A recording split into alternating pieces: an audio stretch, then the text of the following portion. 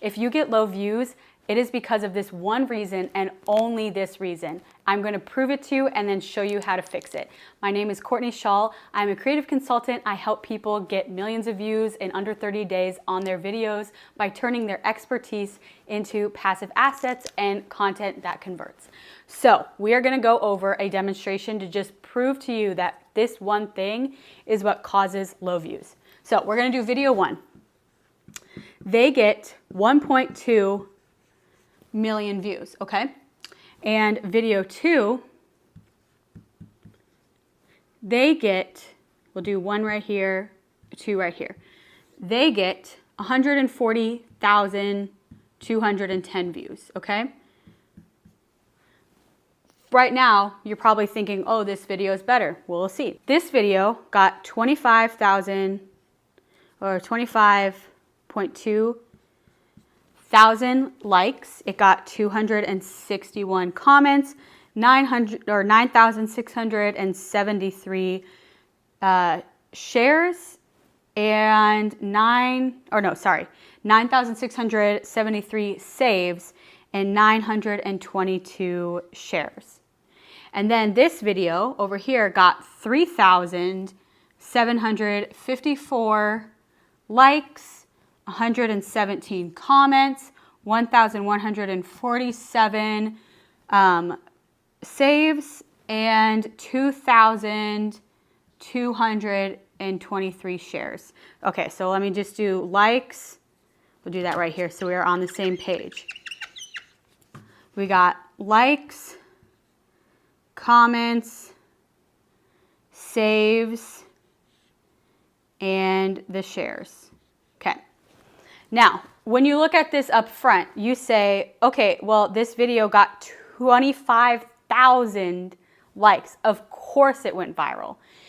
Well, you got to look at the numbers a little bit more because in ratio, 25,000 likes to 1.2 million views, that's only 2% of the people who watched that video actually liked it. 2%, that's it. And only 0.02% commented, and only 0.8% saved it, and only 0.08% shared it. That's actually pretty low, right?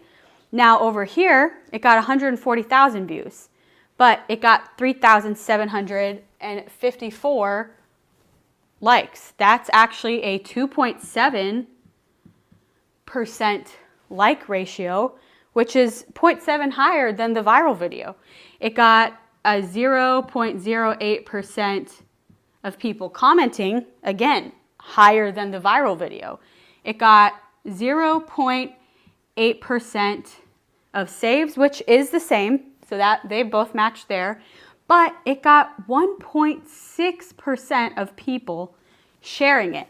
Much higher than 0.08% sharing. Now, what does that tell you? None of these metrics matter, and they're all vanity metrics. This video had more engagement than this video, but this video went viral. So, if that's the case, then what metric actually matters? That metric is called watch time. So watch time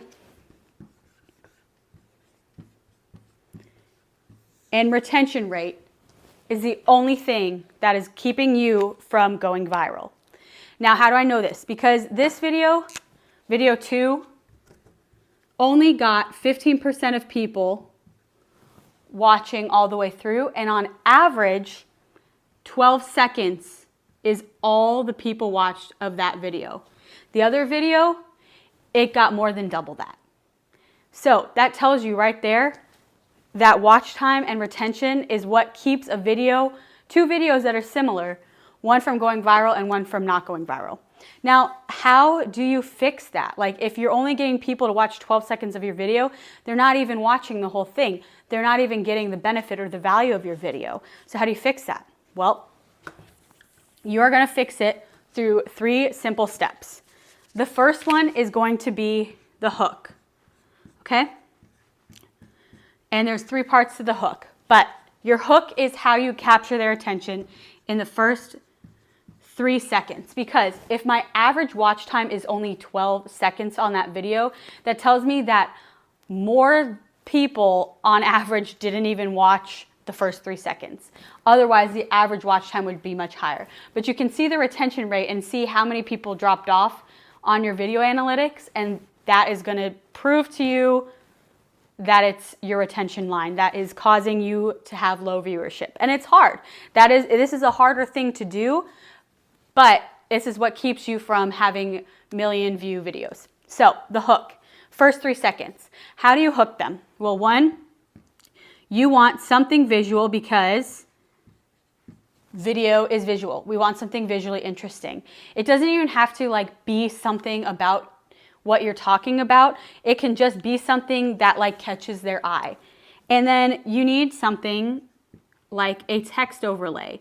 Not always, but the text overlays will tell them exactly what they're getting on the video. Because basically, you're asking them to watch your video. It's similar to the movie title. If you're going to the movie theater and you are deciding between 2 movies, your first thought is to base it off the title. Your text overlay is the title of your content. And so they're deciding, do I want to watch this video or do I want to spend my time watching another video? So your text overlay has to be really hooking. And then 3, you need a verbal hook. Now, sometimes people have these 2 go together, the text and verbal hook, but that's not always necessarily true. So for example, if you are a social media manager, for example, and you are wanting to teach people about an algorithm change or something, or let's just say you want to teach them about retention rate, okay? So your text overlay might say why you're getting low views. Your verbal might be like, the algorithm has changed. Those are 2 different things, but they're saying the same thing, and they're going to hook you in different points. Because this one's telling you the benefit of watching the video. This is to make you keep watching because you're like, what? The algorithm's changed. And then the visual is very important because, again, this is a video. They're on social media watching videos, so you need something visually interesting. Number 2, you need to have variety. Having variety. What does having variety mean?